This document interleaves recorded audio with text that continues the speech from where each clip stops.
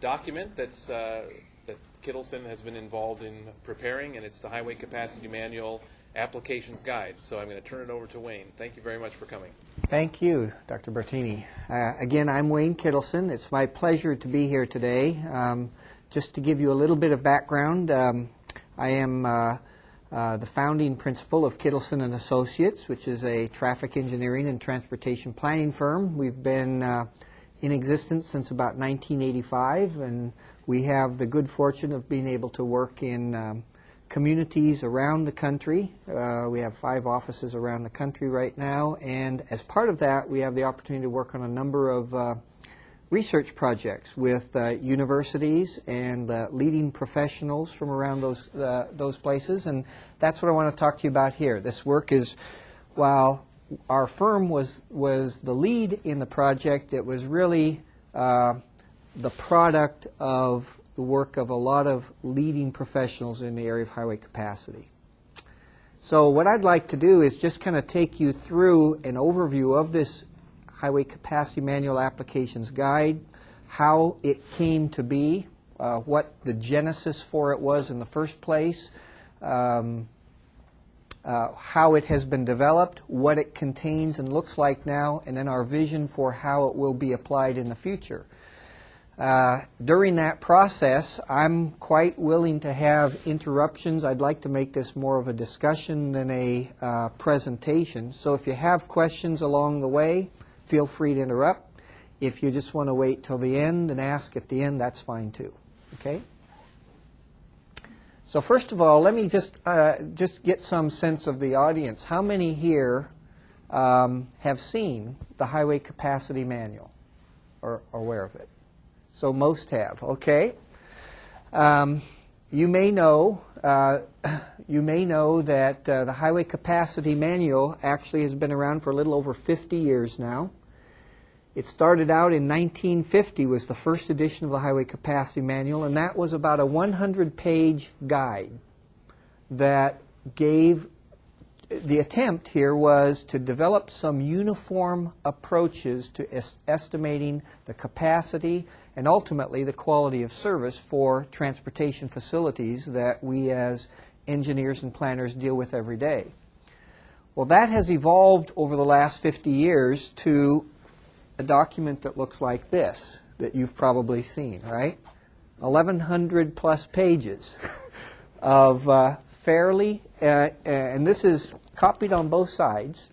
There's a CD-ROM version of this that you can also get, but you can imagine that it has gotten fairly complex, and those of you that are undergraduates or graduates who have to kind of wade through some of this and the procedures understand that it can be in itself a full-term course just to go through the different facilities and such. Those of you who work in this area know that the procedures have changed over time, and that as those changes occur, we have to relearn elements, or we have to adapt or adjust. And the software, there's multitudes of software that apply this thing. Well, the good news about this growth has been that this reflects our, as a profession, growing understanding and awareness of what affects capacity, what affects quality of service. And as we move from facility analyses, which is what the Highway Capacity Manual started with, toward system considerations, all of that's starting to be reflected in the kind of document that you see here now. The bad news about this is that it has become so complex and complicated that there, I think, is a fair, and the committee believes that there's potentially a fair amount of difficulty on the part of practitioners in understanding and then appropriately applying the procedures that are contained in this document. In order to keep the document short, not as short as it is, but in order to keep it this short, one of the things that the authors did was to minimize the number of example problems that they had in the document for each of the chapters and facility types. There's only 2 or 3 example problems in each one. And those example problems are described in very sort of formula, prescriptive terms There's not a lot of discussion about why something was done, insights into what you might do in other situations. And so consequently, our experience over the last 2 or 3 years, this document came out in 2000, has been that users have difficulty understanding, they have difficulty applying, and they have difficulty interpreting the results that come out of the procedure. So out of that came the decision that perhaps what we ought to do is actually develop some aids. And that was the purpose of this Highway Capacity Manual Applications Guidebook. It's a project. NCHRP is the National Cooperative Highway Research Program. They're the ones who sponsored it, and their funding really comes from state agencies around the country. It's a voluntary effort by states, I think about all 50. There might be 1 or 2 that don't participate, but I think almost all of the 50 states participate. They pool their funds, and they use those funds to promote research that can be applied immediately toward to the practitioner's needs. Okay, so the purpose here was to develop a guidebook that would facilitate people's understanding in how to interpret, use, and interpret the Highway Capacity Manual. Let me just take you through. What I want to do is just take you through kind of a brief overview of the HCMAG. I will probably give you a little demonstration of what it looks like, and then, because it's not actually presented in a book format, and then I will give you a little insight into where we think we're going with it over the next few years. Its focus is primarily toward audiences such as I think what we have in here. Ideally, the type of people that we want to focus it toward are people who are just entering into the field, people who don't frequently apply the Highway Capacity Manual, but do occasionally within the professional world. So the objective of this project, as I say here, was to develop a guidebook that can serve as a practical supplement to the Highway Capacity Manual. We wanted to do it in a way that focused around real-world problems, because real-world problems almost invariably aren't clean. They involve a mixture of issues and problems that oftentimes go from one facility type to another, that take you into system considerations instead of just a very clean textbook kind of example of, for example, a signalized or unsignalized intersection. We wanted to use these real-world problems to demonstrate these 4 things: how to identify key issues and scope the analysis. That means determining what kind of procedure should be used to conduct the analysis. And it's not always the Highway Capacity Manual. It might be simulation. It might be back-of-the-envelope planning techniques. Depends on what issues you're trying to address and at what level of detail. We wanted to provide guidance on how to collect and prepare appropriate input data, select and apply appropriate analysis tools, whatever they might be, and then interpret the results and determine the next steps. The HCMAG, this was a project, I should say, that was 18 months in duration. It started in February of 2002. So it was 18 months in duration and a $250,000 total budget. This document was built with a combined budget of probably $3 to $5 million. So it wasn't a big enough project either in time or in scale to be able to adequately and comprehensively address each of the different 17-some different facility types that are described right now in the Highway Capacity Manual. So instead, what we decided to do was to try to focus on the 5 facility types that we think are most used and most applicable to everyday practitioners.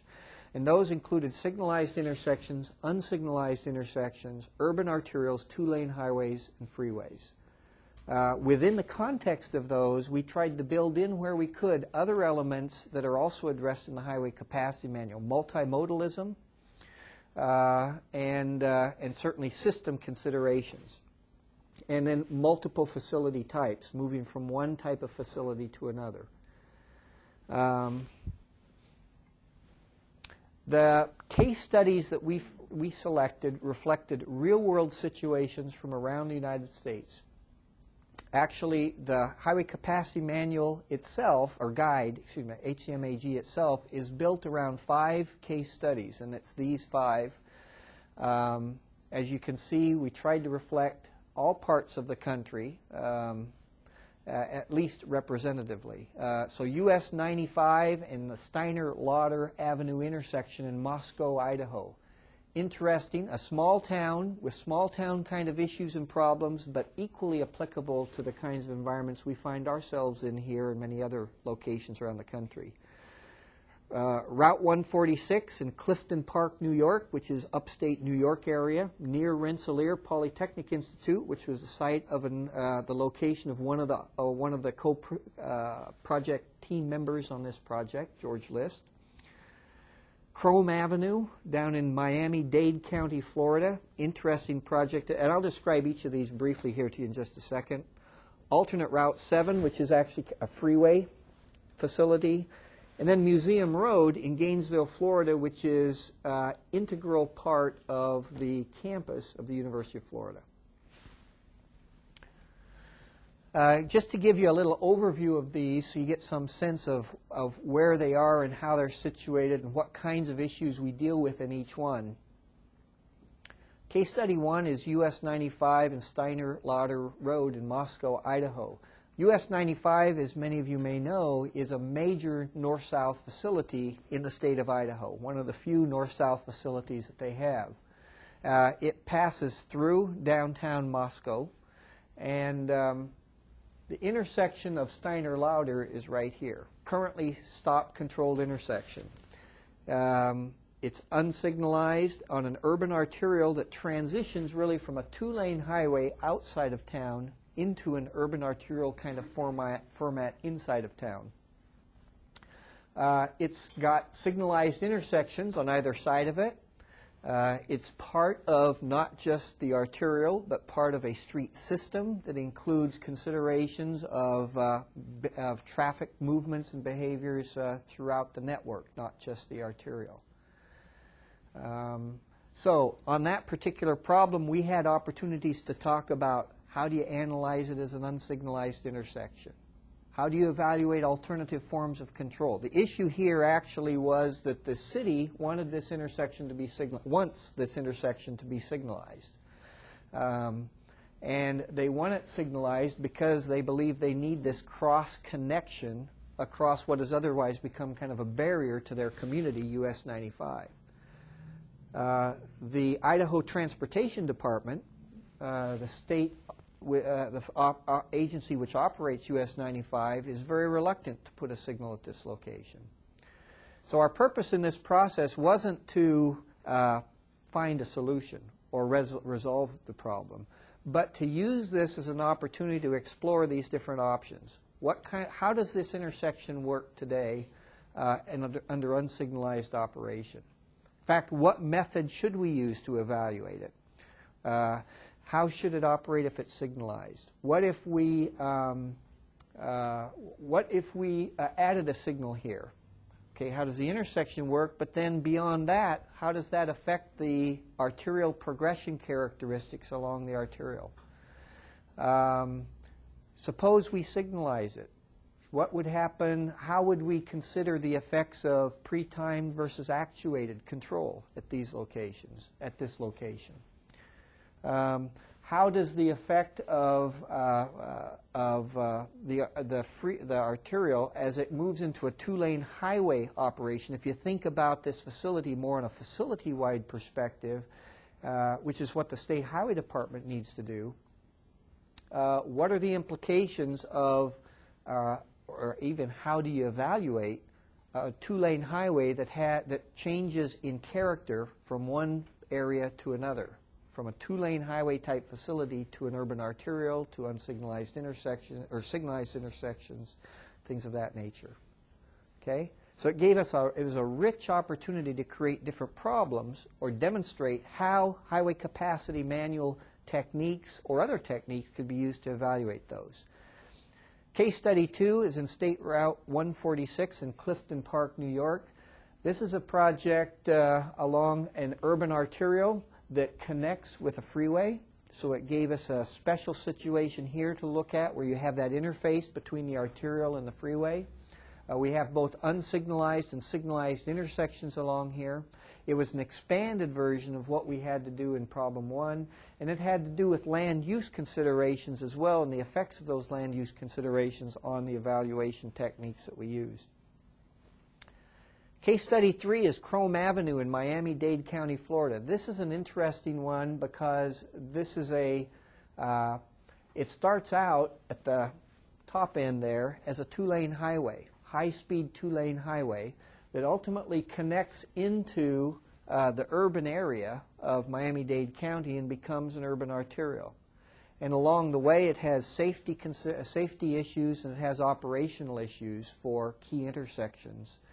So considering both of those and looking at that as an overall facility was something that we thought we could address with this. Case study 4 is alternate Route 7 in Albany, New York.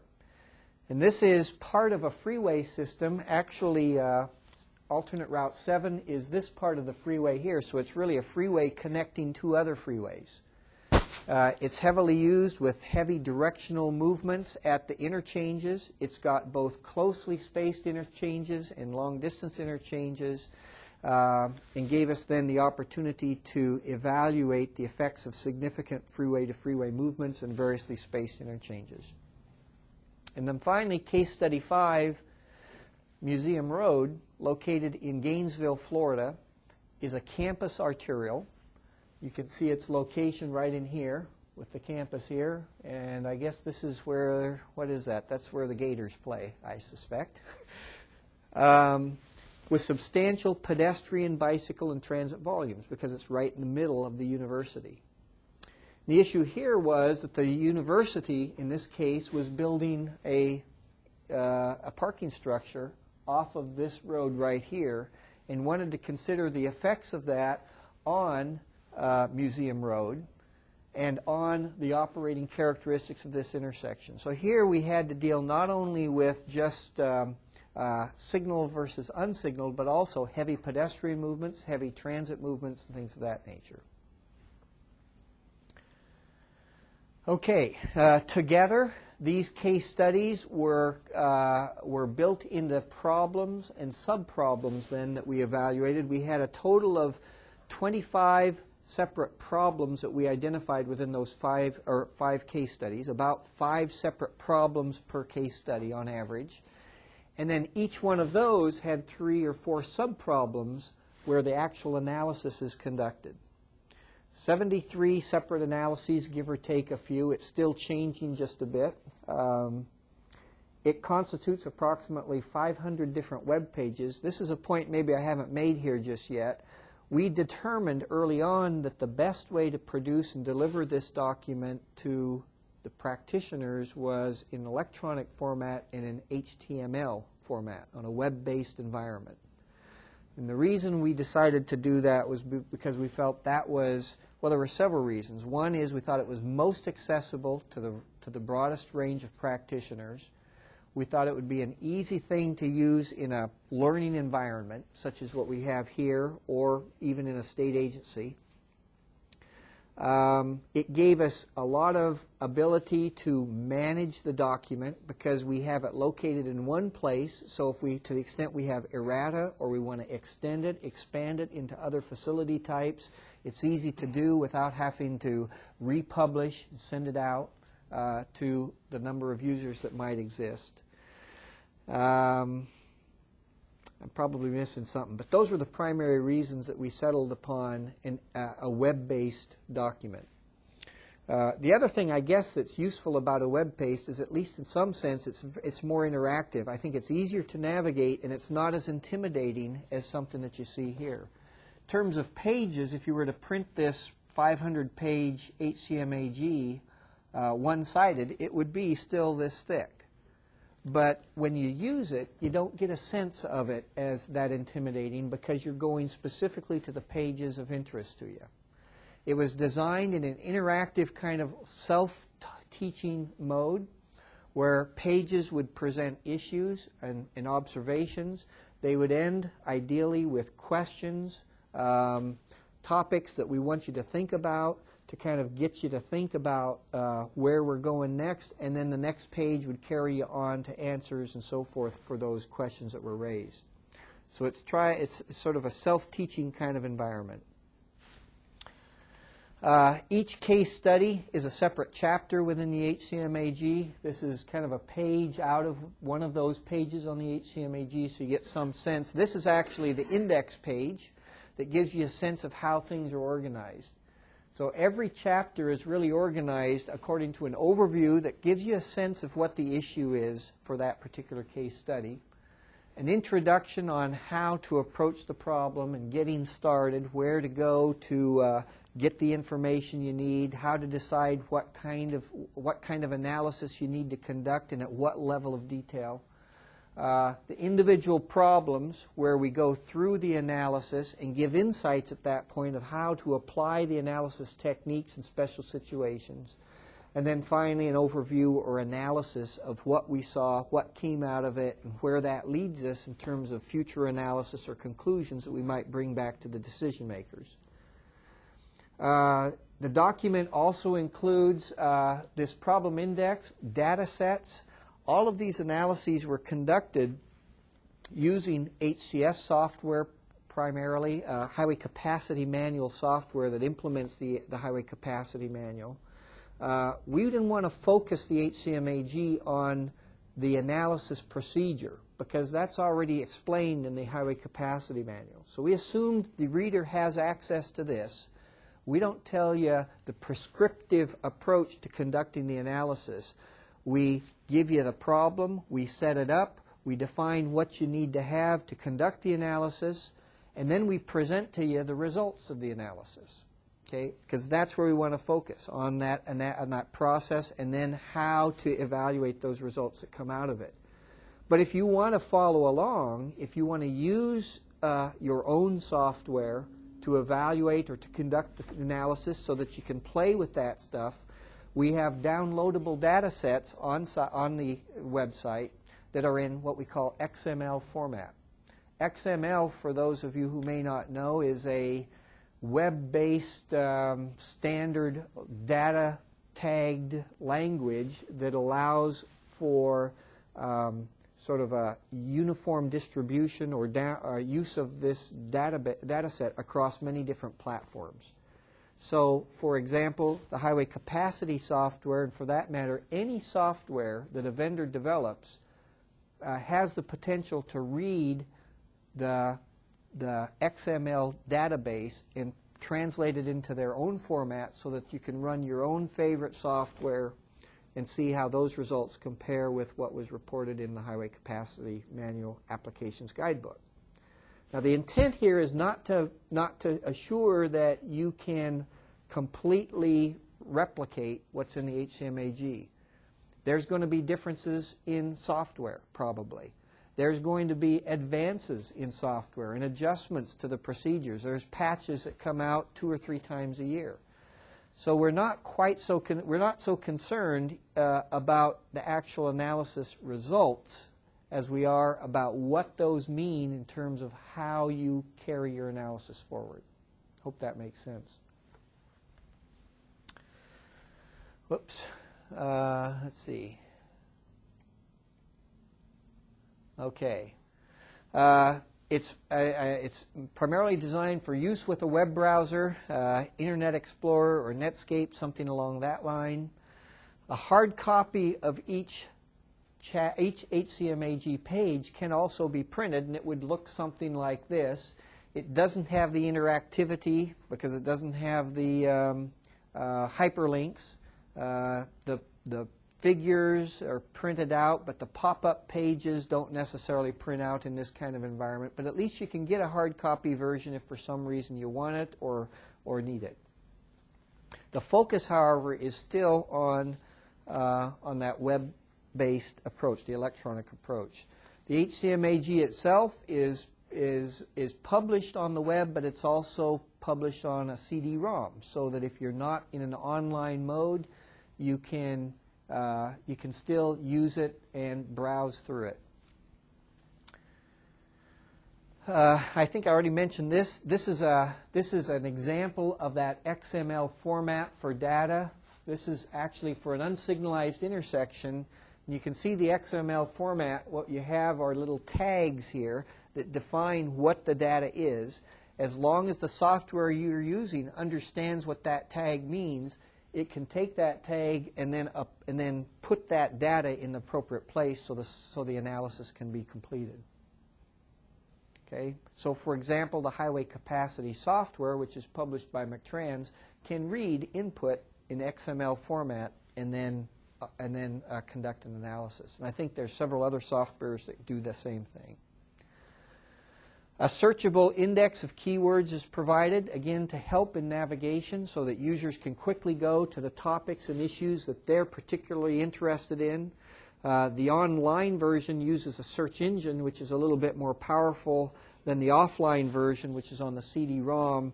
That uses a page of manually constructed hyperlinks. It tries to get you to pretty much the same place, but it's just not quite as versatile.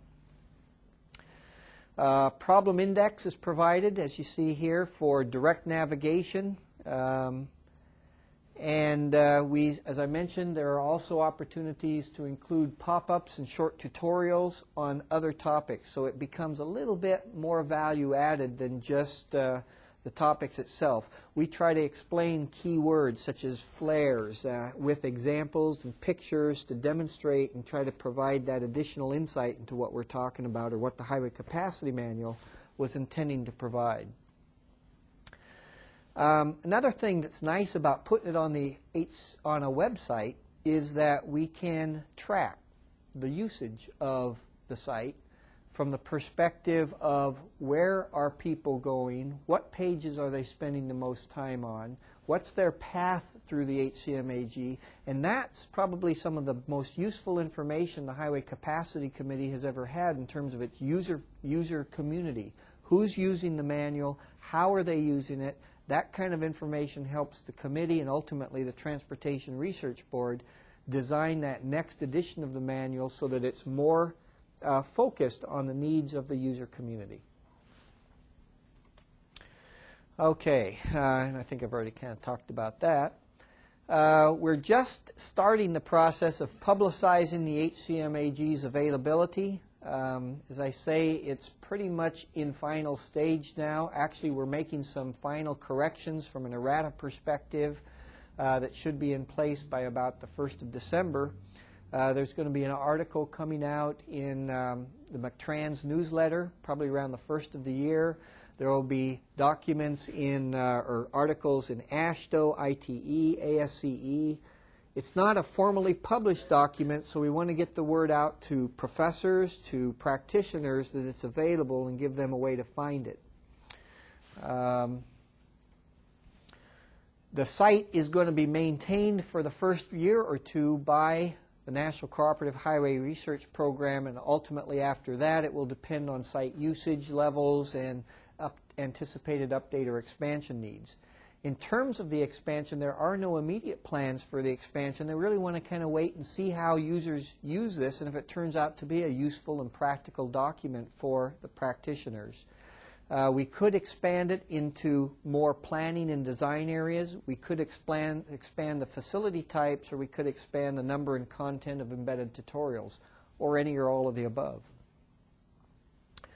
So I guess in conclusion, let me just say that the HCMAG we think is an important companion document to the Highway Capacity Manual for several reasons. We think it's going to improve the understanding and performance levels of students, entry-level analysts, and infrequent HCM users.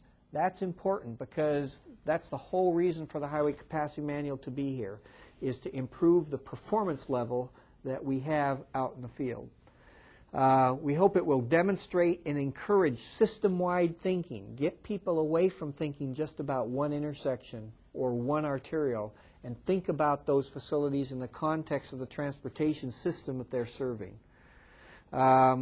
We think it will be useful to monitor, as I said, the usage characteristics so that we can improve upon future additions.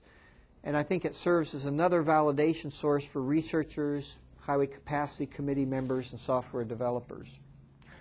Just to give you an idea of the panel members, this is the panel. These are the people that oversaw the project from a sort of contractual perspective. Transportation research people here. But what you see up here are representatives from the Federal Highway Administration, the states of Vermont and Ohio, City of Tampa, some consultants there. That's probably it. The project team, I need to give credit to people besides just Kittelson and Associates. As I said, this was really a collaborative effort. Ken Courage, who is an institution in this field of transportation. University of Idaho, which is where the Moscow project came from, Ken and Mike Kite in particular. Rensselaer Polytechnic University up in Troy, New York. George List was a key proponent there. Roger Ross, you may have seen his textbook that he's published, and he's from Brooklyn Polytechnic University in New York. And Bill Sampson, who is, I think, right now acting as director of the McTran Center. Okay, and then we had a lot of other people from KAI who also participated in developing it. Give you this website. If you want to find the website, if you want to look at it yourself, it's online. Like I say, the corrected version is not yet there, but it's a pretty easy address to remember. You might have to put www in front of that HCM guide, so it might be http://www.hcmguide.com. Actually, I just did it, and it worked like that. Did it? Yeah. Okay, good. So it's there. Let me see. So that's an overview. Let me give you just a real quick view of the HCMAG itself, if I can get it up here and make it work. There's the starting page. We've tried to make it look like an NCHRP report, so it's got the same look here. That might have sounded good to the other people. Anyway, we tried to we put these tabs in here so that it kind of works like a book that you open up to certain chapters. Okay. Let me see if this will work. I might have had it on here too long, but if I go to case 1, I got to get my CD going here. There we go. So in case 1, we'll have an overview. You've got a table of contents along here that stays on this side all the time, so no matter what chapter you go to, you can always kind of see where you are and move from problem to problem or back to the introduction, whatever. There's also a problem index down here that gives you an introduction, sort of an overview of what each problem is about, and gives you direct links to the individual problems and subproblems. Okay, so if I go back to my, let's see, getting started, let's see if that's it.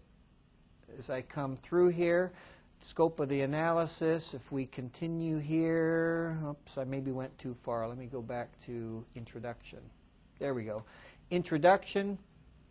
I wanted to just show you here, for example, here's the diagram of the facilities that you saw before. If I click on this, it opens up a window, okay, a pop-up window that I can resize or whatever, okay, so I can kind of read along. And as I come down here, okay, I can look at that intersection in a little greater detail, or I can click here at Steiner and Lauder, and now it's going to give me an aerial photograph of the intersection. So I can kind of see what the intersection looks like. These are real-world problems, so we want to build the real-world elements in. And if you come down here and click here, okay, well now I can see what that approach looks like. So you come down to the ground level and look at the approach. So those are the kinds of things we tried to build into this. And hopefully if I close this, I don't, yeah, here we go, back to my basic little menu. Don't know how well this thing works or even how useful it is. I don't know if this will work for me right now, but we put in a video. I haven't got the right codec in here. So we haven't got very many videos, but we have those kinds of tutorials. Let's see, this picture you can kind of blow up. Let's see if I can find a place where I can find some of the terms. If I go to, for example, let's see, let's go to subproblem 1A. Okay, here we're evaluating the intersection as if it were an unsignalized intersection. How would we evaluate it? And as we continue on, you can see here, we start with, here are some issues to consider. Questions that you might ask. Those are questions that sort of lead you into the next part of the discussion or the tutorial that we're trying to provide. And as we go into the next, then it tries to answer those questions for you, or at least give you some guidance. And as I continue along, okay, peak hour factor. What do we mean by peak hour factor? Well, as we found keywords there, we might provide a pop-up so that you get a little discussion of it, which can even include some detail, more detail than you might have in just, say, a glossary pop-up. Let's see, flared approaches. Okay, there's a flared approach, in a sense, a graphic that sort of illustrates what we're trying to get across there. So those are the elements that we've kind of tried to build into this. Let me take you one more place now, and I want to show you, if I can here, this is something that's in process. Give you an idea of where we're going with this thing. We actually have a little bit of budget left. We've extended the duration of the project because we were so efficient in this project. We got this stuff done under budget. So we want to use the additional money to make this thing a little bit easier to use, to integrate into courses, training classes, or even university programs. And so what we're thinking of trying to create here are some materials that allow instructors to integrate this material into their everyday kind of classes. And this is just a proof of concept.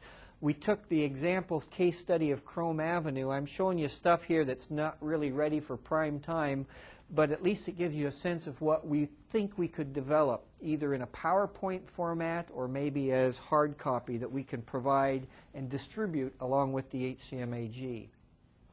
This is that Chrome Avenue project, okay? And the idea was to set something up like this that gives guidance. This can obviously be changed and modified by whatever instructor, whatever the instructor might want to do. We were going to set up little icons potentially, not necessarily these icons, but things that bring people's attention during the course of a lecture into particular issues.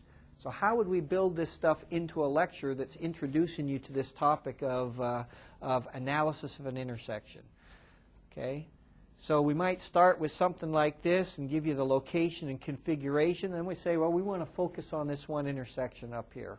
And there's the lane configuration. Okay? There's an aerial that lets you see what it looks like. All of this stuff is coming from the HCMAG. It's in there, but in a context of a class, you ain't got time to read through a document that's this thick. So we give it to you as an introduction, how it builds into the course discussion, and then follows after that into maybe supplementary reading or follow-up by the student on their own later. Okay? Then opportunity for observations. Well, what do you see here? What do you see for this particular intersection? Well, it's a T intersection. Got a very wide median. It might operate as separate conflict points. If you're going to evaluate this as an unsignalized intersection, maybe you really have two unsignalized intersections here, not one. So just because it's a single intersection on the map doesn't mean that's the way you should be evaluating it. Maybe we should remove the right turns completely from the analysis because they really don't affect the operation of that unsignalized intersection. They're so far separated. Okay? Then we come in and we look at peak hour volumes. Okay? And the idea is, what observations do you as a class have about these peak hour volumes? Well, what's missing and why is it missing? What's critical? What do you think is going to be critical at this intersection and how critical? What do you think we need to analyze? So the purpose here is to create an environment where we engage the audience in a discussion and thinking about how to scale and scope the problem. And then we go into sub-problem 4A. Well, let's examine the capacity. We go to these problems and this kind of stuff. Okay, so it's kind of an interactive process. I won't go through a lot more of it, but I just wanted to give you that sense of how we're trying to develop some additional materials to add value to the HCMAG, because ultimately we've produced this document. If it's not useful or if it's not used or integrated into these kinds of training programs, it will have probably been a waste of time and effort. So that's where we are. That's what we've produced. Questions or comments or discussion? Any ideas, thoughts? Yeah. I'm actually just wondering if this becomes popular in schools, if you would, if you're planning to study additional intersections and come up with other case studies to add to this manual. Yeah. The question was, if this becomes popular, what's the prognosis for it being expanded? Is kind of what you're saying. Is that right? Into other case studies or other facility types? And what the committee had a discussion on that. The Highway Capacity Committee got this very same presentation back at their midsummer meeting in July, which was down in Atlanta. And that was one of the key topics of discussion was, what should we be doing with this thing? It's a little premature right now for them to be making any firm plans because we don't know how well it will be used by the user community. But the concept is that this has great potential to provide a much better connection between the committee and its user base, the people that it's trying to serve. So they see it potentially expanding and adding new capabilities, as you say, in special areas, that as we identify areas where users are having trouble understanding how to interpret or use the Highway Capacity Manual, we create special problems that we can easily insert. And that's one of the reasons we use this format, because it's easy to add, it's modularized, it's easy to add another problem. Or we might want to go into a whole different direction. This is oriented right now probably more toward operations people than planning. I think it's actually got a lot of planning elements in it, but we could create case studies, or that really focus specifically on a planning level analysis as opposed to an operational level of analysis. So they're thinking about it, and they like the idea, and I think they're actually pretty excited about the prospects. They think some of this may even ultimately be applicable to the next edition of the Highway Capacity Manual. But right now they're in a wait-and-see attitude. Where do things go? Yeah? Yeah,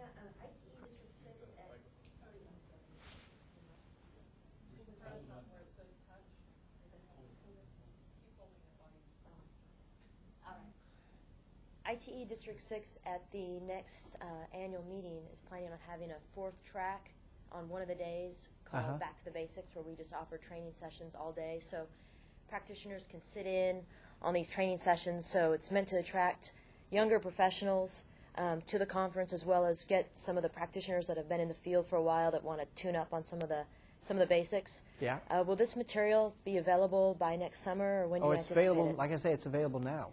It's on the web. And for the you had mentioned that you're going to be putting together training presentations of PowerPoints. Yeah. We had hoped to be able to have those training materials ready for, and we were probably going to do it for, I think, 3 3 of the case studies. We were hoping to have those ready by time of TRB. We're not going to make that because we had to go through an approval process with the panel to make sure we were on the right track and that they agreed with the direction we were going. That took a little longer than we expected. We just got their approval last week. So I think it's likely that it will be out before the end of the first quarter of next year. So those materials should be available by then. And this is all meant to be free and accessible. The more useful it is to the user community, the better impact it's going to have. Yes, sir.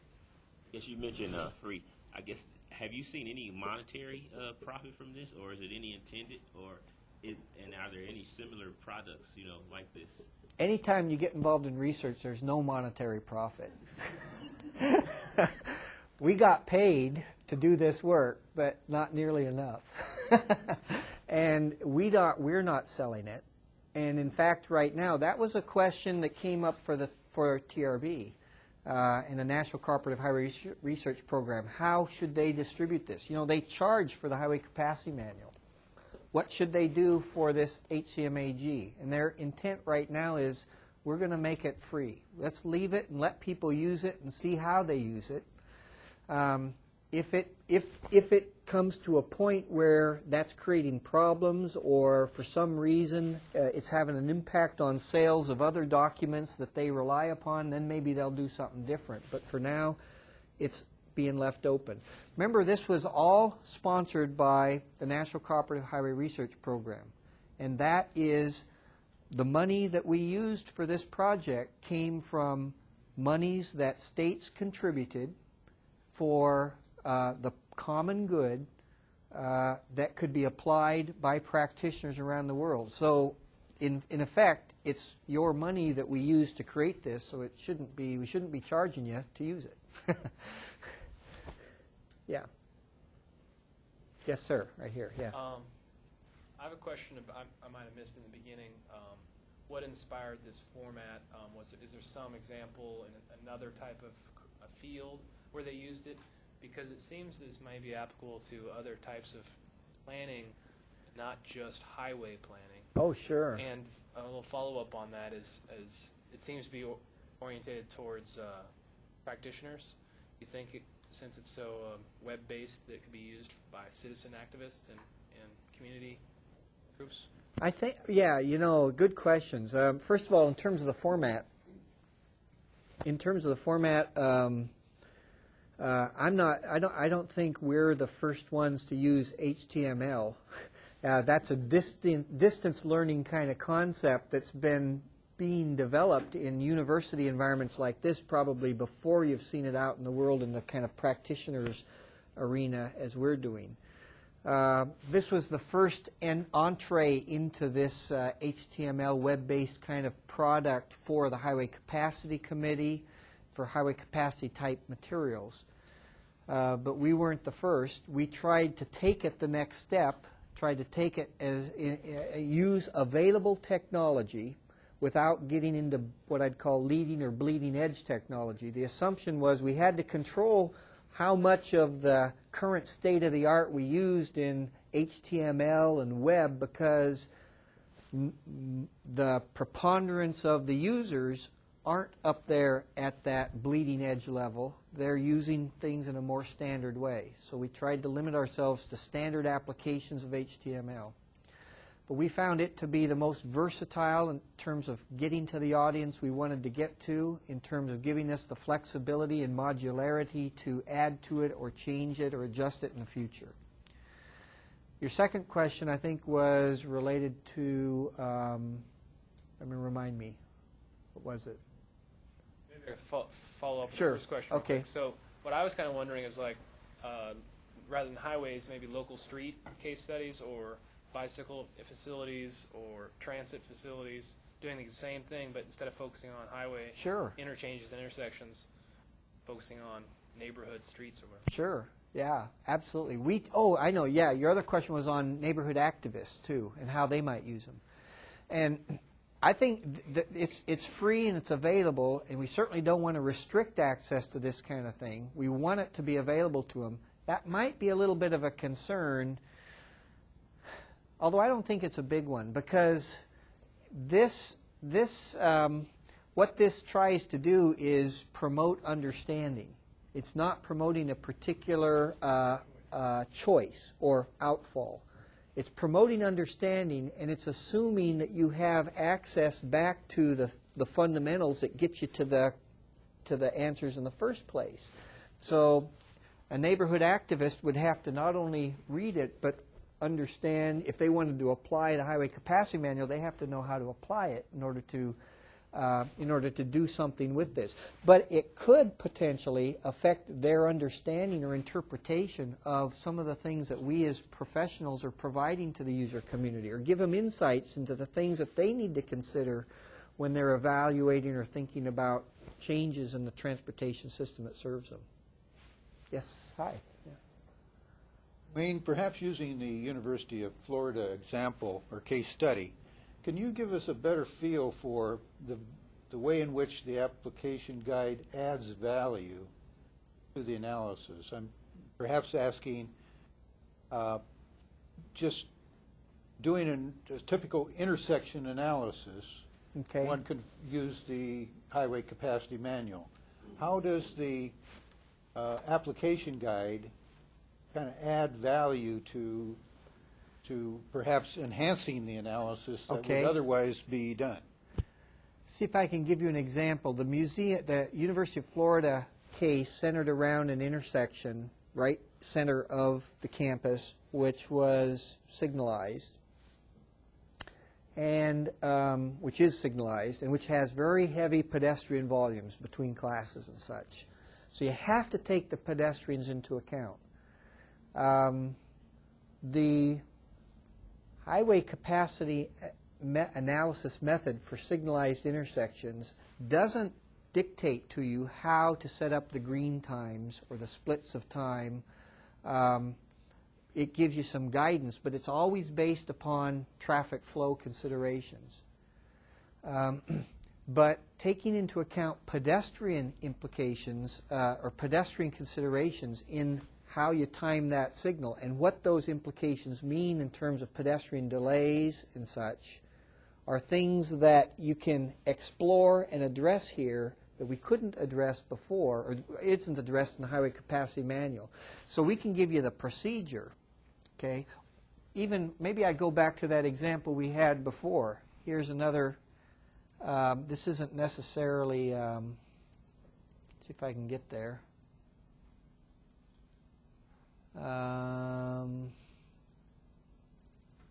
Yeah, okay. So, you know, this is an unsignalized intersection. The highway capacity manual gives you a method for evaluating the unsignalized intersection, but it doesn't give you a lot of insights or discussion about the fact that how should you analyze it? Should you look at it as one or two intersections? Should you forget about the right turn lanes that exist here? Those are so specific to the particular location that they come up in a real case world event, but they're not so generic that the highway capacity manual would issue a proclamation or a procedure for evaluating them. Do you see, does that explain what you're asking? Yeah. I had a couple questions that kind of jump off from what you were just talking about. Okay. And there are issues that come up in using the highway capacity manual in two categories: a precision area and a sensitivity area. And one thing that you notice when you see output from models or HCM analyses is that everything is presented to the nearest one vehicle. So you have traffic counts, and I noticed on one of the slides there were 633 left-turning vehicles. And what I try to promote is the understanding that this is just one data point from one day, one peak hour, or one 15-minute period maybe. Mm-hmm. And one thing that I think that the applications guide could do is give a little bit of help taking data that you collect and trying to communicate the fact that that's just one, that's an estimate, there's a variance connected with those data points, and then having the ability to see, well, what's the impact of your results if you do consider that the example that you just had up there, Yeah. an analysis of the intersection with and without the right turns. How does that affect what your decision might be in how to improve the intersection or how to characterize its performance. So I was wondering if there are any thoughts about having some little sensitivity analysis features in this document. I think you're absolutely right. And see if I can find this spot here. We have that issue that you've raised. The committee is explicitly aware of. The authors of this were explicitly aware of, and we tried to address some of that. Where am I? Clifton Park. Here we go. Whoops. Maybe it's not going to get me there. We explicitly tried to address. For example, we talk about the issue of sensitivity or accuracy versus precision. In case study 2, there's a whole couple of web pages on that issue. We go to an evaluation of peak hour factor, and we talk about, well, suppose you look at do 12 analyses, one for each peak, one for each 15-minute period. Looking at that, or 5-minute periods, find your peak hour factor that way across 5-minute time periods. What's the effect on the analysis? So you get a sensitivity evaluation there. We talk in that problem about collecting data, how it is only one data point. Ideally, we'd like to have 20 or 30 observations. But then we go on to say, in the real world, most people don't have 20 or 30 observations, and we're not going to spend probably 3 months collecting the data in order to do this analysis. And even if we did, we'd still have a lot of variability in it. So we got to take those factors into account when we do our overall analysis and evaluation of the results. So we're trying to get to those points that you're raising. I don't know that we get to it in every place. It's a point you could make in every analysis. So you got to make it once or twice or 3 times, but you can't necessarily put it all the way through the HCMAG, or it'd be a 3,000-page document. Let me ask you, what you've seen here from your perspective as an instructor, as a professor in the transportation field, what do you think of this as a prospective tool for you in your future classes, and what kinds of things might you change, or would you add to make it even more useful, if you can comment on that? Sure. I think one of the problems now is that I teach one undergraduate course, and we try to introduce the Highway Capacity Manual, but it's hard in the context of a course to introduce such a large document. That we have several copies of the document. We have the CD-ROM. We have the software, so the students get a little taste of it. But I think having this available on the web, accessible to anyone, anywhere, will be very useful. So students can go seek out the information if they want on their own. And one of the complaints that I get when I assign the students an exercise to go use the software, I demonstrate the software in the class, but we don't spend 2 weeks demonstrating, so they will say in their evaluations, the homework should be linked better to the lecture.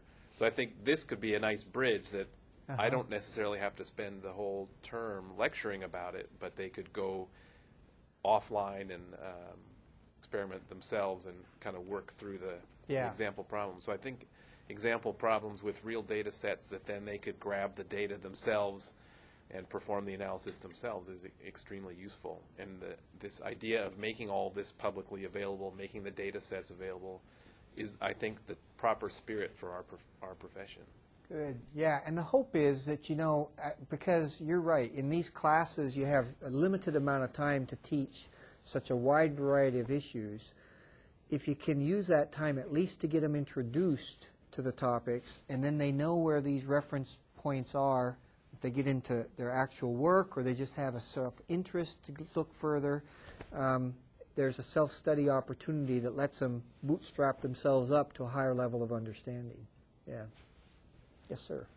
Does the guidebook support the older planning style, the so-called back of the envelope? Yep. We have a problem in here. We put it in the wrong place probably, and our case study 1, which is Moscow, Idaho, we go through 5 problems that take you through increasing levels of complexity. And the very last problem, I think it's problem 6, says, what if you just wanted to look at this at a planning level?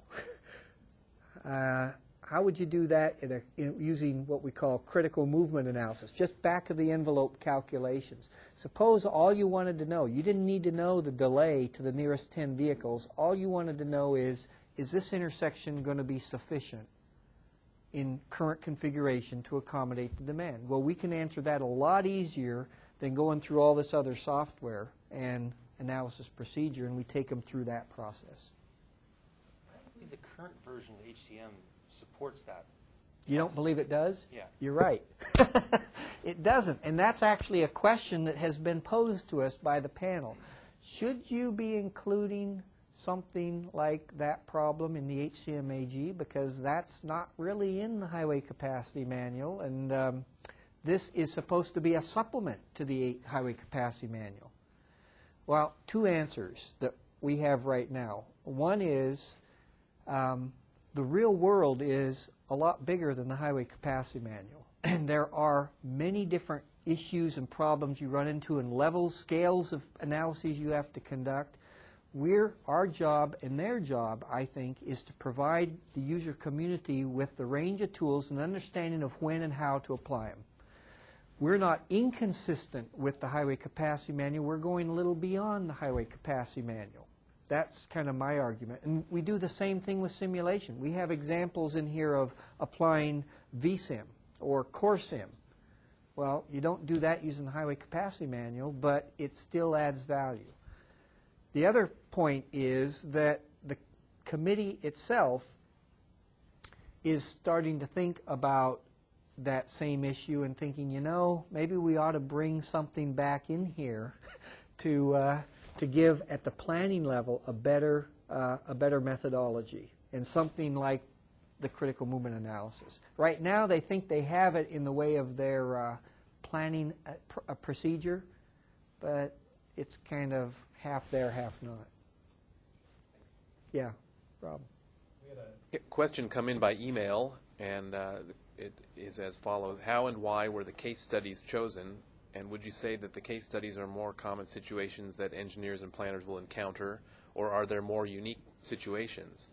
And I think I'll follow up on that question and say, well, wouldn't it be better ultimately if every state or every region developed their own examples in such a format? Probably. Let me answer first the question, how were these selected?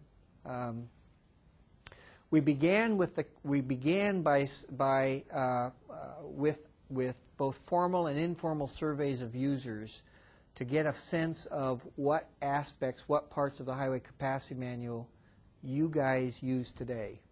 And that's where we identified those 5 basic areas, just in terms of user response. Signalized intersections, unsignalized intersections, urban arterials, freeways, and 2-lane highways. That's where most of the action is on a day-to-day basis. So we wanted to create real-world environments, real-world opportunities to explore those 5 facility types. We had a project team that was composed of people who were located around the country. We wanted to take advantage of that without adding a lot of cost. So we were looking for sites that are proximate to where those entities are, or sites where they have previously done work, so that we don't have to recreate a problem from scratch. We can take real problems that actually existed, that already have a history, and then build upon those and put them in as we build them into the Highway Capacity Manual Applications Guidebook. And we wanted representation around the country as well. So that's how we identified these different sites and different locations. We looked for ones, in terms of the case studies, we looked for case studies that focused on one of those 4 or 5 areas, but that also had elements of other facility types in them and other system considerations, multimodal considerations. We looked for situations that weren't clean so that we could explore a variety of issues. That's how we selected the case studies. Beyond that, it was really on the basis of the people who formed the team going into their background and identifying projects or experiences that they thought would be most appropriate. And of course, any of those had to pass the test that we had sufficient amount of data that we could bring into it. We had photographs, we had video, we had things that we could build in so we could display the problem to the user community. That was the first one. What was the follow-up that you asked, Rob? Just the idea of adding localized examples by different regions of the country as this Individuals may expand, adding yeah. their own, you mean? For example, the state of Oregon deciding that they wanted to add their own sort of supplementary set of issues or problems? I don't think there's anything that would prevent it. You probably couldn't incorporate it explicitly into the HCMAG, but you could set up your own website that was sort of a supplementary or following along in a similar pattern. Don't you think? Seems like a reasonable idea. Yes.